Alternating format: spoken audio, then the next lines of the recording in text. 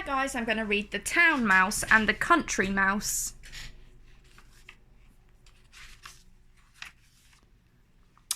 Down a country lane, deep in the roots of an old tree, lived Country Mouse. He was busy all day long finding food for the winter.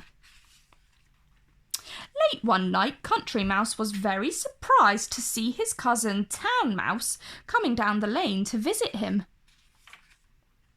"Look out!" shouted Country Mouse as he saw an owl swooping down to grab Town Mouse. He gave him a big push into the ditch, and the owl flew away. What a fright they both had. "Welcome to my home," said Country Mouse. "You will love the country. It's so nice and quiet. I hope you can stay for a long time." Country Mouse made a big supper, but Town Mouse did not like the plain food or the thick mugs and plates. At bedtime, Town Mouse did not like his little straw bed. It made him scratch and sneeze. "It's too dark and too quiet in the country," said Town Mouse. "I can't sleep." So Country Mouse gave him more candles and a hot drink. Every morning before the sun was up, the Country Mouse was busy finding food for the winter. "Come and help me, cousin," said Country Mouse. Town Mouse did not like to help. He did not like to work, and he did not like to get his clothes and hands dirty. One day when they were sitting in a cornfield, a hawk grabbed Town Mouse and flew away with him. "Oh no!" cried Country Mouse. "That is the end of poor Town Mouse." But the smoke from Town Mouse's cigar made the hawk sniff and sneeze, and he dropped Town Mouse into a haystack. One morning they crossed the meadow to find mushrooms. "I don't like the countryside, Town Mouse. It's dark, it's cold, it's wet, and too quiet." The horse who lived in the meadow came to make friends with the mice. Town Mouse was so surprised he fell head over heels into the wet grass. "Oh, cousin," said Town Mouse, "I'm tired of the country. In the town it's warm and dry, and there's no need to look for food. You must come and see for yourself."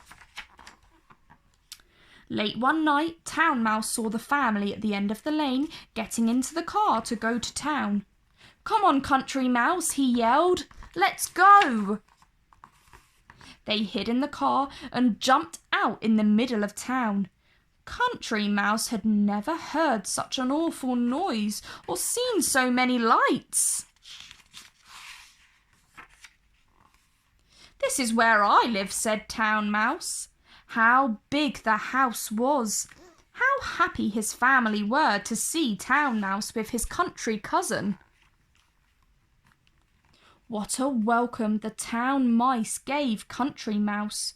What lovely food! Fruit, cakes, biscuit, cream and chocolate.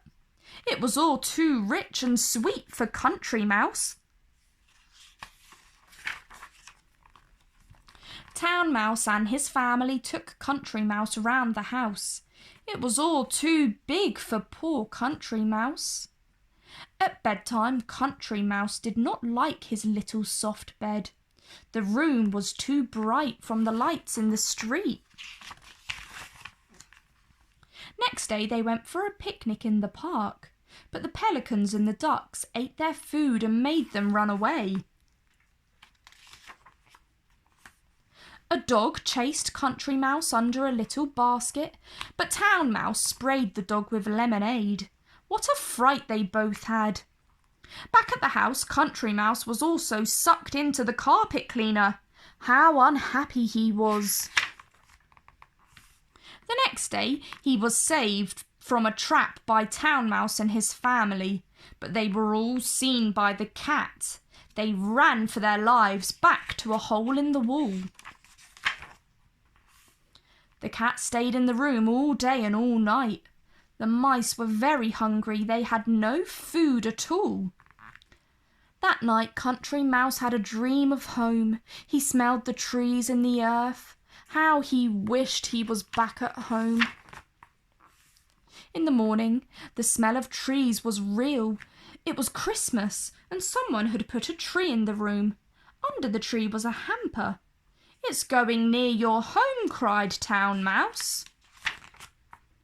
Country Mouse could go home. He jumped into the hamper just as it was being put into the van. Country Mouse tumbled out of the van into the lane where he lived. He could hear church bells. It was Christmas Eve.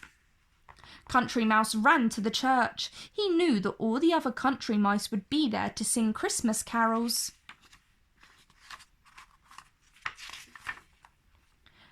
"Come, Country Mouse," said all the little mouses. "You can spend all Christmas telling us your great adventures." Country Mouse breathed a long sigh. All he wanted to do was forget. The end.